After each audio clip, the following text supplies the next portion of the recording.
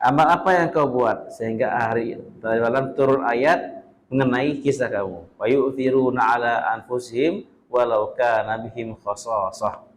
Mereka mendahulukan orang lain dari diri mereka sendiri walaupun mereka membutuhkannya. Mereka butuh makanan itu, tetapi mereka kasih makanan kepada tamu mereka. Orang lain didahulukannya. Allah SWT redha dengan amalan kamu. Sehingga Masya Allah itu ayat terus dibaca sampai hari kiamat nanti dalam Quran surah Al-Mujadilah.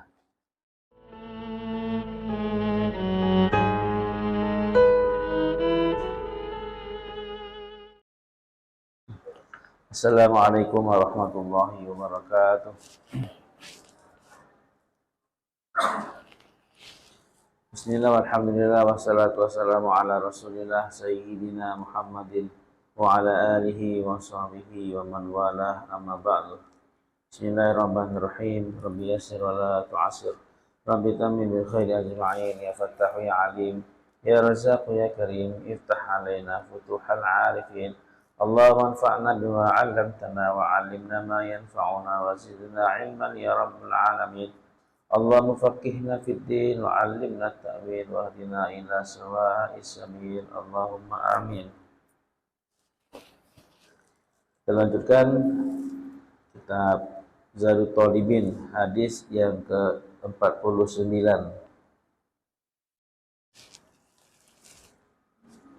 Bismillahirrahmanirrahim. Qala Nabi sallallahu alaihi wasallam, afdhalus sadaqati an tushbi'a kabidan ja'ian. Rawahul Baihaqi. Seperti biasa kita baca dulu. Bismillahirrahmanirrahim. Afdhalus sadaqati an tushbi'a kabidan ja'ian. Itu lagi, afdhalus sadaqati an tushbi'a kabidan ja'ian. Seafdal-afdalnya sedekah adalah engkau mengenyangkan, memberikan makan kepada jiwa yang lapar. Hadis riwayat Baihaqi. Seafdal-afdalnya sedekah adalah engkau mengenyangkan, kasih makan sampai kenyang. Kepada siapa? Kabidan. Kabid ini artinya hati, yang memiliki hati. Ja'ian, yang lapar. Ini sedekah yang paling afdal. Ya. Banyak sedekah nih. Tapi di antara sedekah yang paling afdal, paling tinggi adalah kasih makan. Ya. Bangun masjid, sedekah. Ya. Buat rumah anak yatim, sedekah. Seluruhnya lah sedekah. Tetapi yang paling afdalus sedekah, kasih makan kepada hati yang lapar. Artinya di sini kabid di sini artinya semua yang punya hati. Semua yang punya hati, baik dia manusia ataupun hewan. Ya. Baik manusia ataupun hewan. Kalau dia memiliki hati, maka kasih dia makan itu adalah seafdalnya sedekah. Allah, ya luar biasa ya. Kasih makan kepada hewan, kasih makan kepada kawan-kawan ya. Dalam syariat Islam sangat-sangat menganjurkan, memerintahkan untuk kita kasih makan pada semua makhluk-makhluk Allah Subhanahu wa taala. Semangat ngasih makan. Jadi seorang perempuan Allah berikan dia surga karena apa? Seorang perempuan yang pelacur. Ya, perempuan pelacur, amalan dia buruk. Tapi Allah putuskan dia ahli surga. Apa sebabnya? Karena kasih minum kepada anjing yang kehausan. Ya.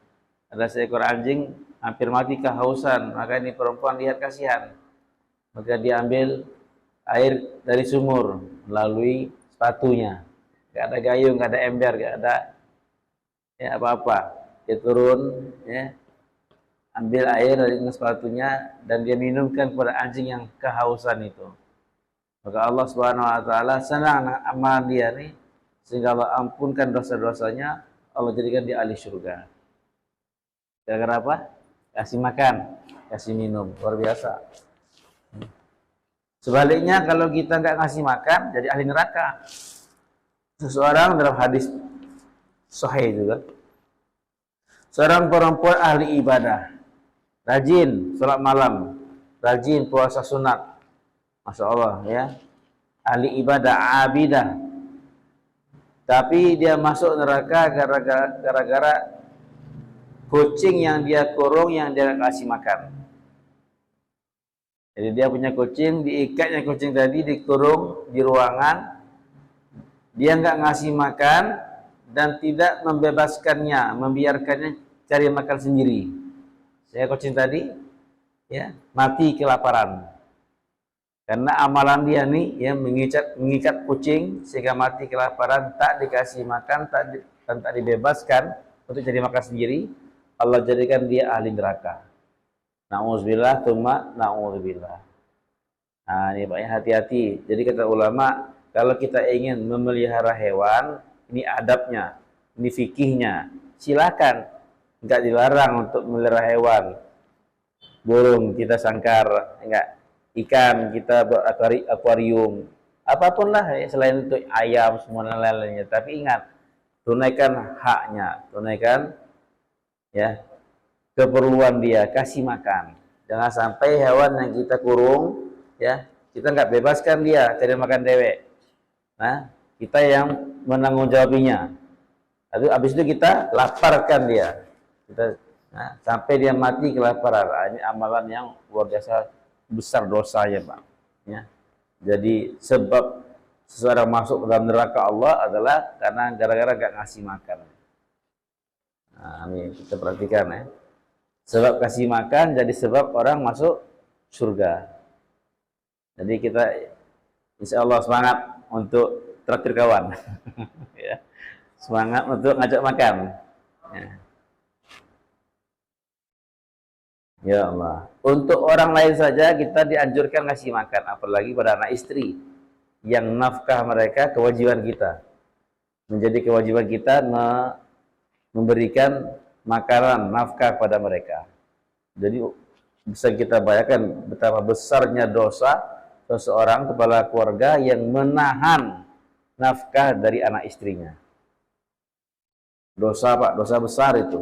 Ya, kita tidak kasih nafkah pada istri kita, pada anak kita. Ini banyak kejadian di masyarakat yang sudah cerai orang tuanya. Ya, bapak lain, ibunya lain, anak-anak ikut ibu, sehingga bapak ini nggak mau ngasih makan kepada anaknya, padahal nafkah untuk anak nih, makan anak nih masih tanggung jawab bapak, ya. Nafkah anak siapa yang ngasih? Bapak. Nah, ngapain saya ngasih, Ustaz? Lagi dia makan ibunya, katanya. Nah, dosa. Ya. Beri makan. Yang tidak wajib saja kita disuruh kasih makan, apalagi ini wajib nih. Ya, nafkah pada anak istri wajib.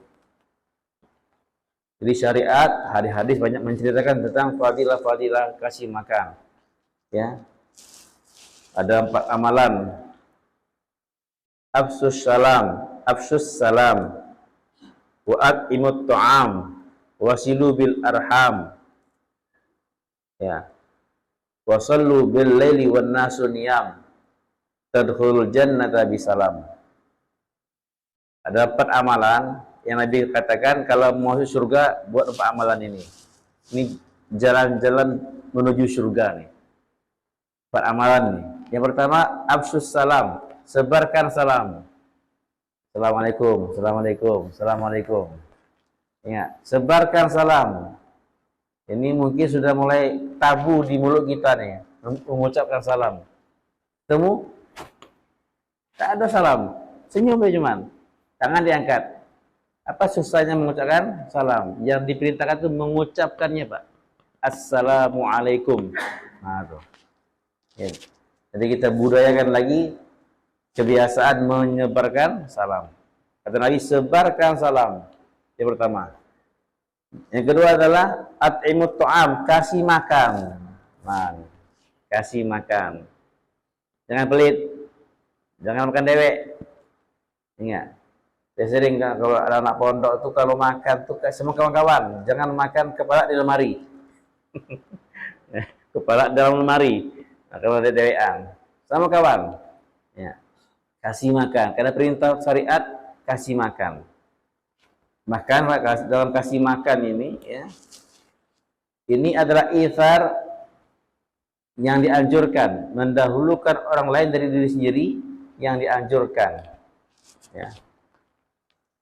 Kalau kita ini ada makanan, maka kita dianjurkan memberikannya ke orang lain. Biarlah diri kita lapar. Nah, ya. Al-ithar di dunia mustahab. Mendahului orang lain dengan perkara dunia itu disukai, sunnah. Jadi ada kisah sahabat Nabi SAW datang tamu di Masjid Nabawi. Jadi kebiasaan Nabi pada Isya itu, ya, tamu-tamu yang datang kan tak ada hotel, tak ada rumah makan, tak ada restoran. Jadi siapa di antara jamaah sholat ini yang mau bawa tamu saya ke rumahnya, jamu tamu saya ke rumahnya. Bayat habu rojul birojulain, rojul birojul, rojul birijal. Maka setelah Isya itu masa jamuan, ingat. Satu orang bawa satu tamu, satu orang pulang ke rumah bawa 2 tamu, satu orang pulang ke rumah bawa 3 tamu dan lebih, sesuai dengan kemampuan. Maka satu malam Nabi SAW kedatangan tamu. Nabi tanya, siapa yang mau bawa tamu saya makan, kasih makan.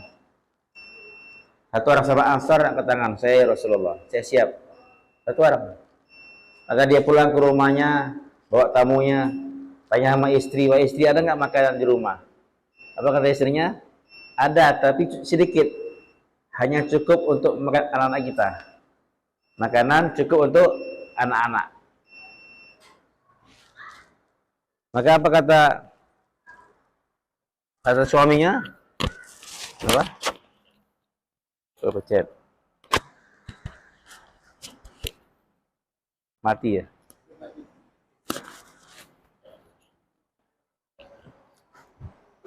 Nah, apa kata suaminya? Ya, anak-anak tidurkan, kita berikan makanan itu semuanya kepada tamu kita. Saya akan menemani tamu dalam makan. Ketika kamu menyuguhkan makanan, kau pura-pura baiki lampu. Pura-pura baiki lampu sehingga padamkan sebentar sehingga tamu kita makan sendirian. Saya nggak ikut makan, saya pura-pura ikut makan. Nah, taktik dia, kasih makan orang. Biarlah satu keluarga kelaparan, suami kelaparan, istri kelaparan, anak-anak kelaparan pada malam itu, demi kasih makan orang lain. Ya. Maka dia buatlah, ya, dikasih dijamunya tamunya, dikasihnya makanan semua untuk tamunya sehingga satu keluarga tidur dalam keadaan lapar. Besok paginya Nabi SAW mengatakan, amal apa yang kau buat sehingga hari dalam turun ayat mengenai kisah kamu. Wa yu'thiruna 'ala anfusihim walau kana bihim khassasah. Mereka mendahulukan orang lain dari diri mereka sendiri walaupun mereka membutuhkannya. Mereka butuh makanan itu, tetapi mereka kasih makanan kepada tamu mereka. Orang lain didahulukannya. Allah SWT redha dengan amalan kamu. Sehingga Masya Allah itu ayat terus dibaca sampai hari kiamat nanti dalam Quran surah Al-Mujadilah. Ya. Luar biasa ya. Jadi kasih makan nih dianjurkan walaupun kita susah. Kasih makan nggak harus kaya dulu. Untuk kasih makan nggak mesti banyak duit. Apa kata Nabi SAW? Ittaqun nara walau bisyikki tamrah. Takutlah pada api neraka walaupun dengan menyedekahkan separuh kurma. Kurma, kamu hanya punya satu kurma. Ada nggak di sini yang harta dia hanya satu butir kurma? Nggak ada, Pak, ya. Berarti kita kaya semua kata kita. Kata Nabi, ya untuk kasih makan tuh, untuk sedekah tuh nggak mesti harus banyak duit dulu. Harus punya rumah makan dulu baru kasih makan. Enggak. Ya. Untuk kasih makan, ittaqun nar, hindarilah api neraka dengan bersedekah walaupun separuh kurma. Kamu hanya punya satu kurma, masih bisa kamu sedekah. Setengah untuk kamu makan, setengah lagi untuk kasih orang lain. Luar biasa. Subhanallah, ya. Jadi kebiasaan ini perlu digali, ya. Kasih makan, senang kasih orang makan walaupun kita susah. Kadang-kadang kita ini kan alasannya saya susah. Untuk sedekah di jalanan tuh, ya, sedekah kasih orang makan. Maka saya bilang, kita ini kalau ada di lampu merah, orang minta-minta, ya, ada anak-anak pang minta, yang penampilannya, wah dia kuat dari aku lagi, mampu untuk bekerja, ya. Kata guru kami Kiai Huzeron, kalau ada orang minta, maka adabnya yang diminta ngasih. Yang diminta ngasih. Jangan kita berdalil, dia kan kuat. Aku kasih kayak dibeli rokok, lagi aku kasih dibelinya yang haram-haram. Itu alasan syaitan yang masuk dalam hati kita supaya kita gak sedekah. Supaya kita pelit. Ya, itu alasan yang ditimbulkan oleh syaitan dalam hati kita supaya kita gak sedekah. Supaya kita ini pelit. Kasihlah. Nah, ketika kita ngasih, kita niatkan semoga ini uang dibelikannya makanan dan dimakannya. Ya, niat untuk ngasih makan. Berapa udah kasih 1.000, 2.000, mudah-mudahan. Ya anak-anak kadang-kadang nggak makan mereka, Pak. Ya, hidupnya hanya dari saja hidupnya. Dapat 1.000 itu syukur betul mereka terasa ya. Makan malam kadang belum makan, minta-minta mereka, kita kasih dikumpulinya, dibelinya nasi bungkus. Kita niatkan untuk kasih makan orang. Seandainya dia gunakan ke yang lain, itu masalah dia, Pak. Tapi niat Bapak sudah Allah terima. Niat kita sudah Allah terima, kasih makan. Ya.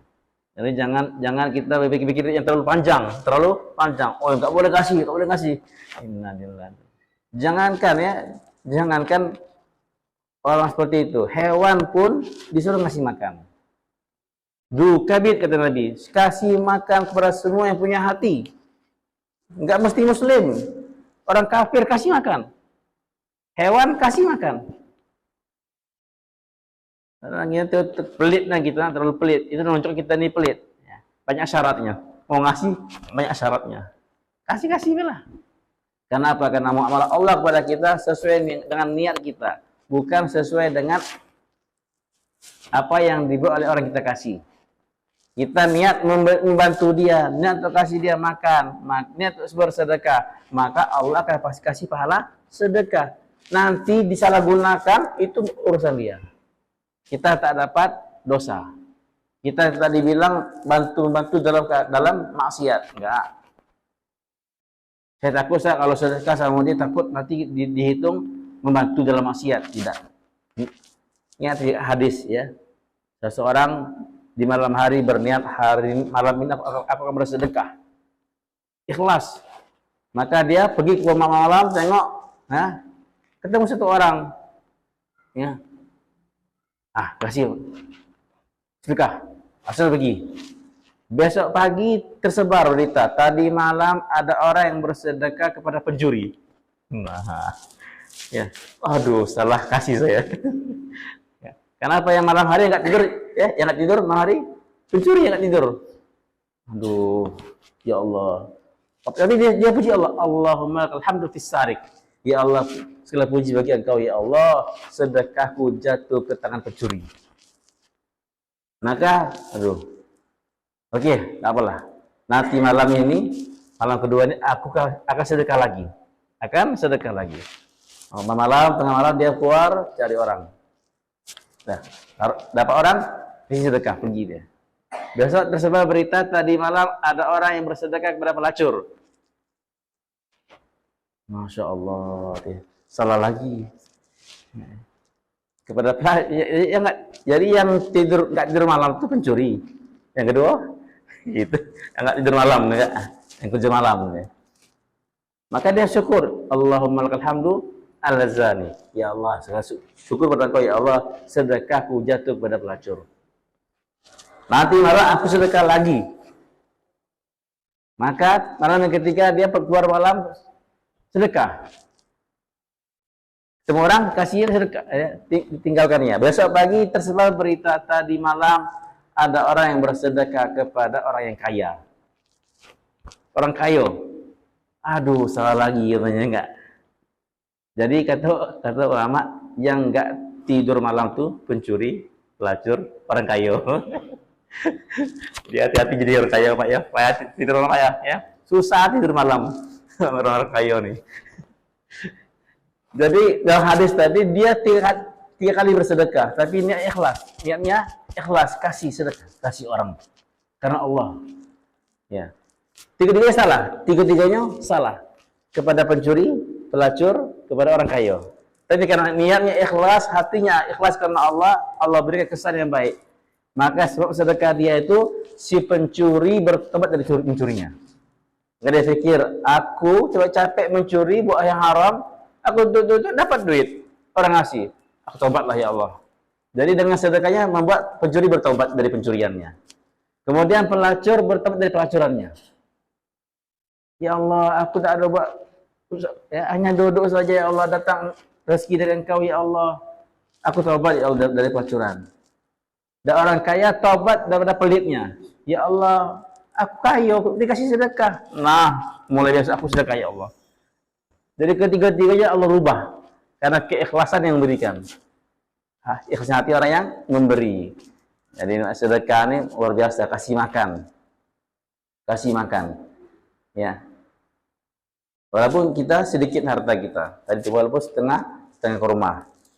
Apalagi kalau bulan puasa, kita berlomba-lomba Pak kasih makan kalau bulan puasa nih.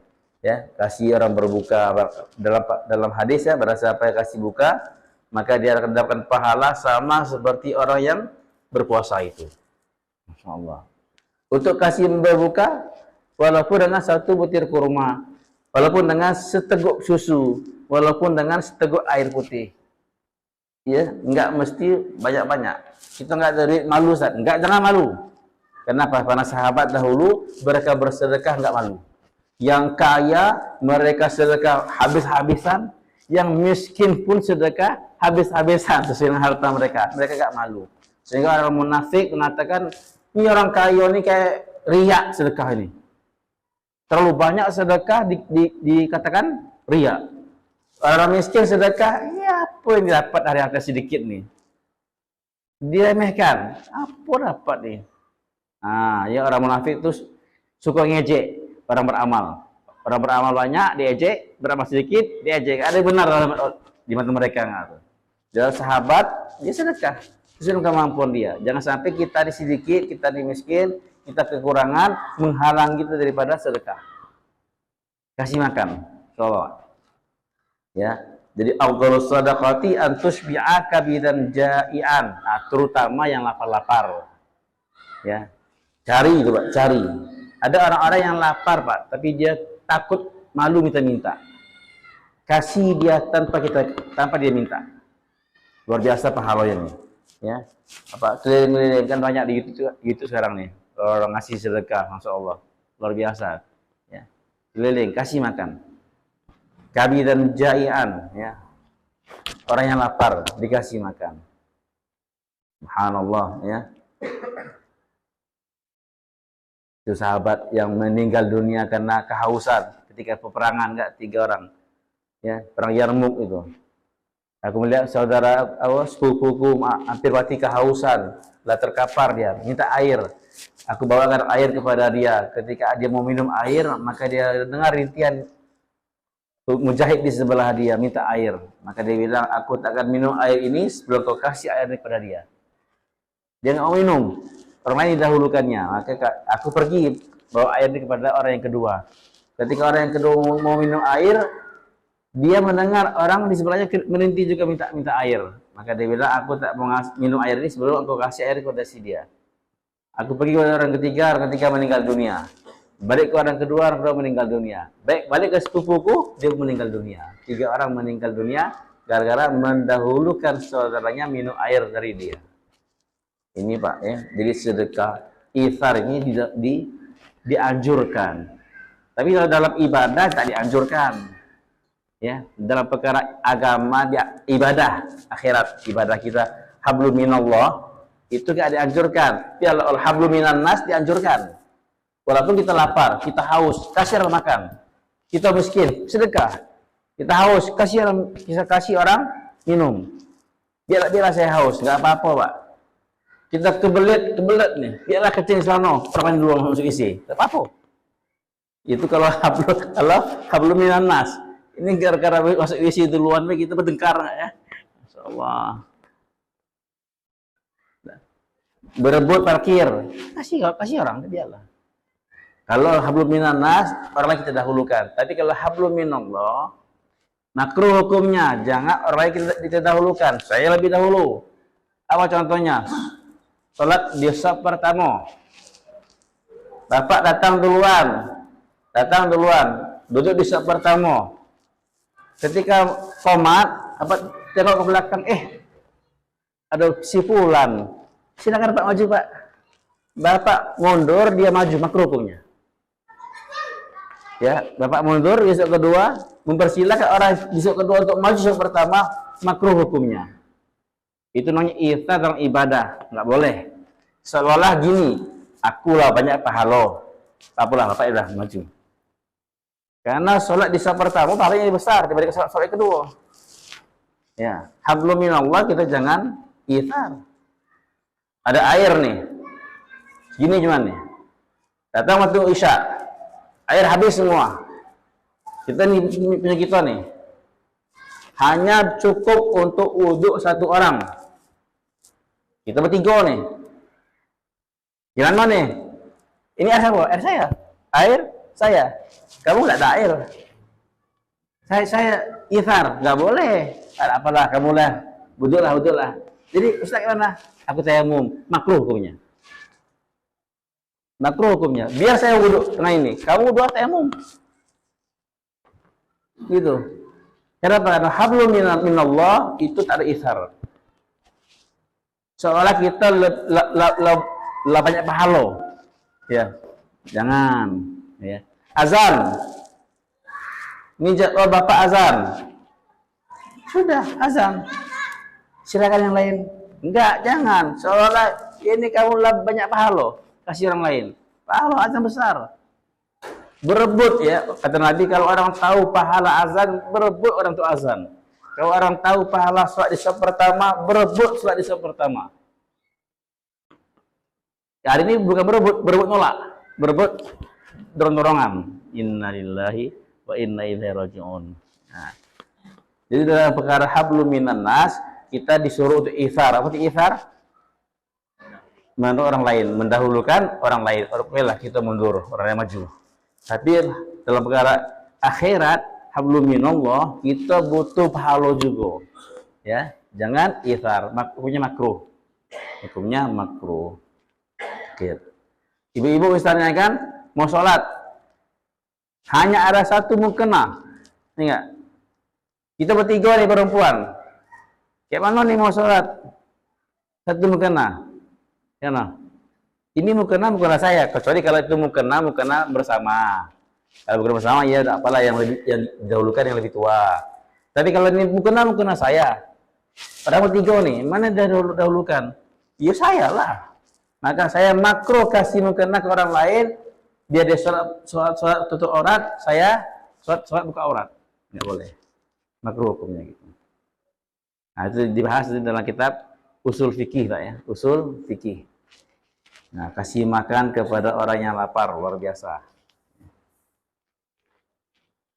Bahkan amalan sedekah ini Pak, yang melebihi amalan yang lain.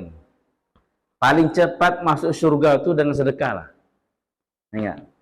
Maka beruntunglah orang yang Allah kasih dia sifat murah sedekah. Ya, mudah sedekah, dermawan. Beruntungnya Pak. Ya, sifat itu tuh bukan karena banyak duit. Banyak orang banyak duit, tapi karena sifat nggak ada, pelit juga dia. Sifat itu didapat dengan diminta doa sama Allah, ya, dari kecil dilatih dari kecil, ya, supaya jangan cinta harta. Ini amalan paling cepat mendatangkan rahmat Allah, ya. Dalam hadis, as-sadaqatu tutfi'u ghadabar rabbi, sedekah dapat memadamkan kemurkaan Allah. Kalau datang musibah satu kampung, sedekah. Suruh sedekah orang kampung sedekah. Nanti Allah akan padamkan kemurkaannya. As-sadaqatu tutfi'u minatas su'. Dalam hadis, sedekah menolak kematian buruk. Jadi orang yang sering sedekah itu insya Allah matinya indah, husnul khotimah. Ya, orang jangan sedekah akan menolak kematian yang buruk, suul khotimah itu insya Allah enggak. Orang yang sering sedekah, masya Allah luar biasa, Pak, indah matinya. Kemudian, inna sadaqata yudhibu adzabal qabr. Sedekah itu menghilangkan sisa kubur. Tapi dalam kematiannya indah. Yang kedua, dikubur, orang sedekah dihilangkan dari sisa kubur. Dengan sedekah, orang yang sering bersedekah di dunia dimudahkan lewat sirat. Dimudahkan menuju sirat. Dikatakan dalam riwayat bahwa harta-harta sedekahnya itu akan menjadi apa namanya? Kendaraan dia untuk melewati sirat. Untuk melewati titian sirat. Luar biasa. Kalau banyak, berarti besar kendaraannya. Tapi kalau sedikit, hati-hati ya. Bisa-bisa tergelincir ya. Oke. Dengan sedekah, yang dalam hadis lagi, dengan sedekah menutup pintu neraka. Dengan sedekah membuka pintu surga. Dengan sedekah membuat Allah ridho. Subhanallah, luar biasa. Pahala-pahala sedekah nih. Ya. Bahkan di sebagian keadaan sedekah bisa lebih besar pahalanya daripada amalan sholat, daripada zakat, puasa, haji. Nah, ini, ya. Kita baca di Fadilah Haji kan, kisah Abdullah bin Mubarak rahmatullah alaih, gurunya Imam Bukhari. Abdullah bin Mubarak rahmatullah alaih. Beliau dari Irak ingin pergi haji. Waktu itu kan pergi haji dengan naik unta, naik kendaraan kuda ya. Sudah siapkan kendaraannya dengan perbekalan selama perjalanan, tapi dia pulang semua. Di perjalanan di kota Irak itu, dia lihat seorang perempuan bersendirian. Ya, ada apa itu kok sendirian? Maka dia ikutin perempuan tadi jalan sendirian. Ternyata itu perempuan datang ke tempat sampah. Di situ ada bangkai kambing. Bangkai kambing di situ. Maka itu perempuan ambil bangkai kambing tadi, disayat-sayatnya dagingnya, dibawanya ke rumahnya. Abdullah lihat, ini bangkai kambing diambilnya, dibawa ke rumah. Ada apa nih? Maka diikutin. Sampai di rumah dimasaknya, anak-anaknya mau makan. Pas mau makan bilang astagfirullah, maka gedor rumah dia ya, masuk, wahai perempuan, takutlah kepada Allah, kau kasih makan anak-anak kamu haram. Maka kata ibu tadi, apa urusan kamu dengan kami? Pergi, kami tak ada urusan dengan kamu. Kata adalah saya lihat yang kamu buat ini. Dari sana kamu ambil nih bangkai, kamu potong, kamu masak. Ini bangkai, ini haram. Ini kamu kasih makan anak-anak kamu. Maka kata ibu tadi, wahai Tuhan, bagi orang lain ini haram, bagi kami ini halal. Bagi orang lain ini haram, tapi bagi kami ini halal. Ada apa wahai ibu? Kata ibu tadi, kami adalah anak keturunan Rasulullah, ya, Ahlul Bait, keluarga Nabi. Kami ini bapak anak-anak ini meninggal dunia. Kami nggak ada harta, nggak ada apa-apa untuk dimakan. Dan kami pun haram menerima zakat. Keluarga Nabi tak boleh terima zakat. Kami tak menerima zakat, orang tak kasih kami zakat. Kami tak ada uang, tak ada makanan. Anak-anak menangis kelaparan.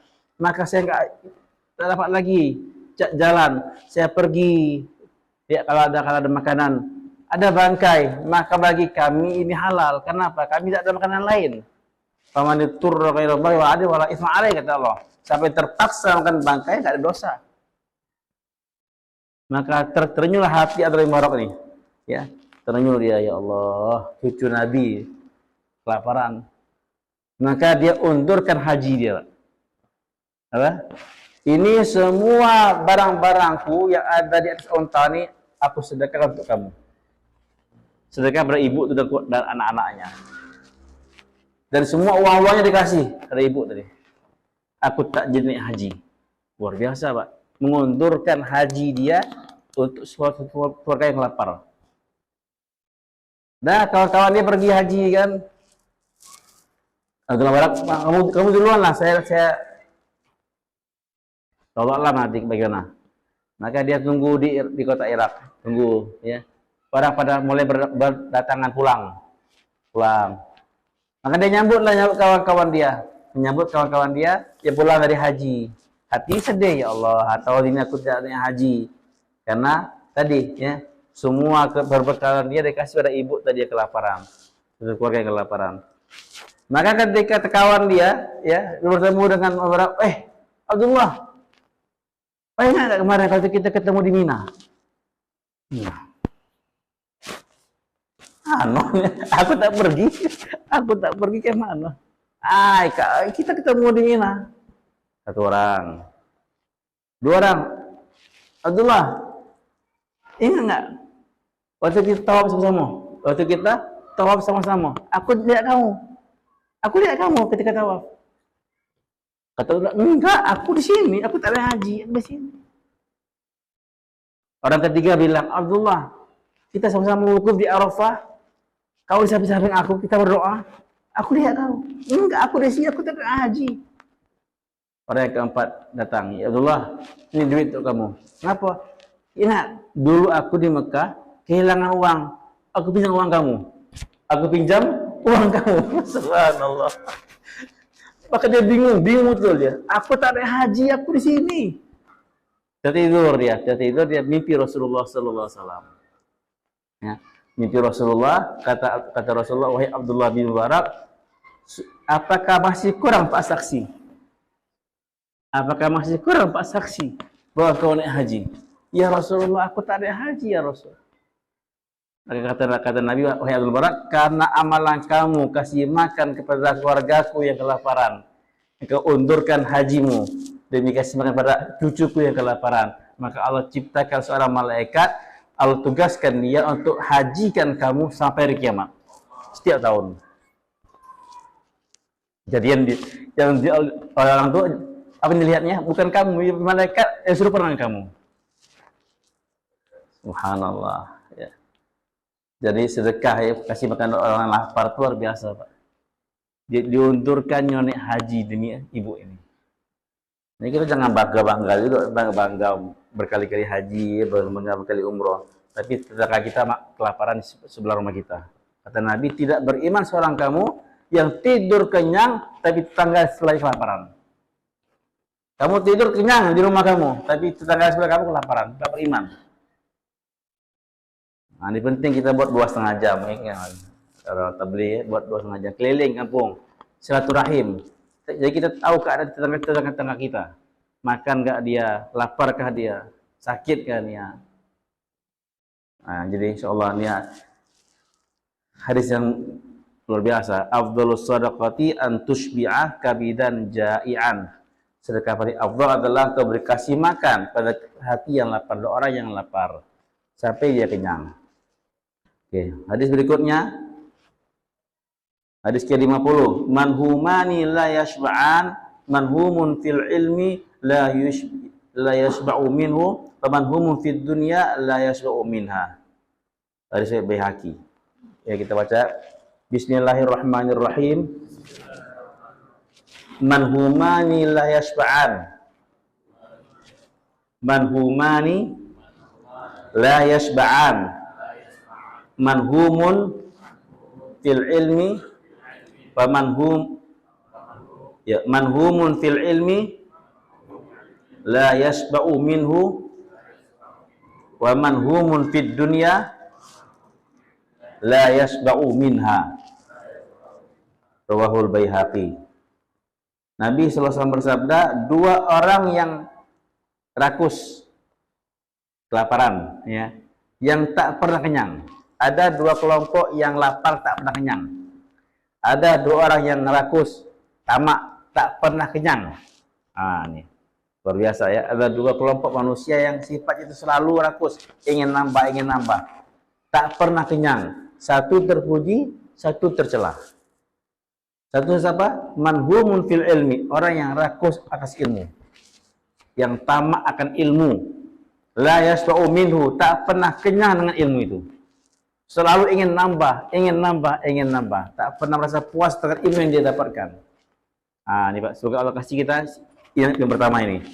Amin. Ya, orang yang rakus dengan ilmu, selalu ingin belajar.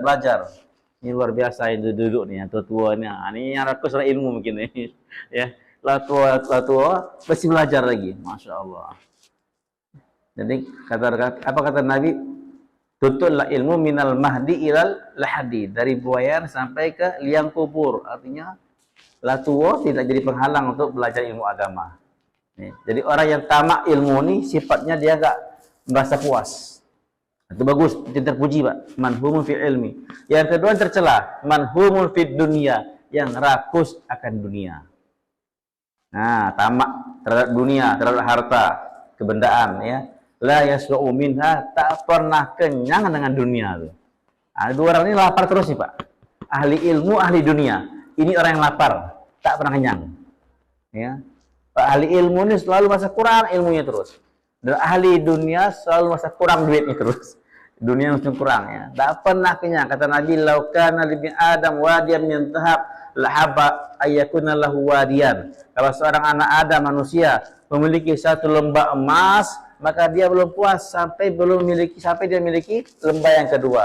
Kalau dia memiliki dua lembah emas, dia pun belum puas sampai dia memiliki lembah yang ketiga. Begitulah seterusnya, tidak akan kenyang dia sampai mulut dia diisi dengan tanah. Apa artinya? Sampai dia mati. Kematian akan membuat dia puas. Selama belum mati tidak puas. Hati-hati ya, orang tua ini ya. Tak ada puas terhadap dunia enggak. Ini dua kelompok manusia yang tak pernah kenyang ya. Maka ahli ilmu kita belajar sampai ada perasaan di hati kita lapar. Kadang-kadang kita kan duduk dalam majelis ini kan kadang ada waktu karena ada waktu. Karena ada waktu, bukan sungguh-sungguh di hati kita ingin belajar bukan. Ada waktu ya, tak apalah duduklah. Mumpung namanya enggak.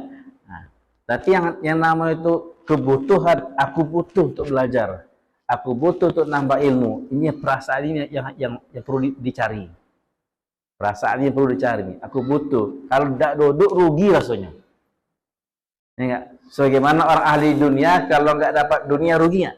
Begitulah ahli ilmu kalau enggak duduk dalam ilmu rugi dia. Ya, kita duduk di sini kadang-kadang kita enggak duduk enggak rasa rugi kan. Tak hadir tak serugi. Itu berarti perasaan itu belum datang, perasaan. Ya, haris, rakus terilmu tuh. Luar biasa nih Pak ya. Ulama dahulu ini kita lihat sifat rakus terilmu. Kalau rakus pada dunia, lah paham semua lah. Ya. Dan kita lah banyak lihat, insya Allah Pak ya. Kita lah banyak lihat orang sekitar kita, apakah mungkin diri kita mungkin termasuk, enggak? Yang rakus pada dunia tuh. Nah, tapi yang rakus pada ilmu zaman sekarang ini bisa dikatakan langka. Ingat, langka betul. Kalau zaman-zaman dahulu luar biasa banyaknya Pak, rakus pada ilmu. Sehingga satu orang ulama menuliskan kitab Al-Uzzab alladzina atharul ilma 'ala az-zawaj. Al-ulama al-uzzab alladzina atharul ilma 'ala az-zawaj. Ulama-ulama sepanjang masa yang meninggal tak sempat menikah karena mendahulukan ilmu dari pernikahan. Allah, luar biasa Pak. Dia kumpulkan nama-nama ulama, termasuk Imam Nawawi. Masya Allah, pengarang Arba'in Nawawi itu kan, ya itu meninggal tanpa menikah. Kenapa? Bukan karena enggak selera dengan wanita, tapi karena kesibukan dengan ilmu yang begitu padat. Begitu sibuk dia, begitu asyiknya dia sehingga tidak ada lagi keinginan untuk nikah. Terpalingkan dari nikah. Jadi dia mendahului ilmu. Orang yang asik ya, yang tamak dengan ilmu nih luar biasa. Ya. Itu kalau seandainya ya, saya pernah juga ada perasaan ketika belajar dulu. Ya, ketika belajar dulu ada nikmatnya berdiri dengan kitab tuh. Di depan kita tuh kalau mutolaah terasa nikmatnya rasanya. Manis, nikmat, asyiknya. Pokoknya kayak mana kita kalau berdoa dengan perempuan, dengan pacar, asyik ya? Ya, seakan dunia milik kita berdua. Ya enggak? Tak tahu lagi peduli yang lain. Orang ahli ilmu itu kalau dia dengan kitab tuh asyik tuh. Nikmatnya rasanya. Tak peduli lagi yang lain. Sehingga ada perasaan dulu waktu belajar. Seandainya saya ditawarkan sekarang ini dengan perempuan telanjang depan saya atau lihat kitab, saya lebih asik lihat kitab daripada lihat dia. Saya lebih nikmat lihat kitab daripada lihat perempuan telanjang. Perempuan cantik, telanjang, muda, seksi, ya. Saya kata padang dia pandang ini. Begitu asik dengan ilmu. Apalagi ini zaman sekarang ya, yang pernah saya rasakan itu Pak. Kalau sekarang nggak lagi dulu.